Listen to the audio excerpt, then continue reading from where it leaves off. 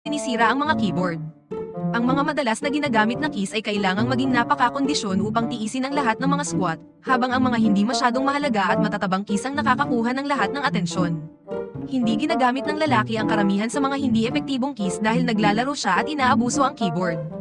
Kaya habang nagpapahinga ang mga F keys, ang mga key tulad ng pause at break ay nakaupo lamang doon.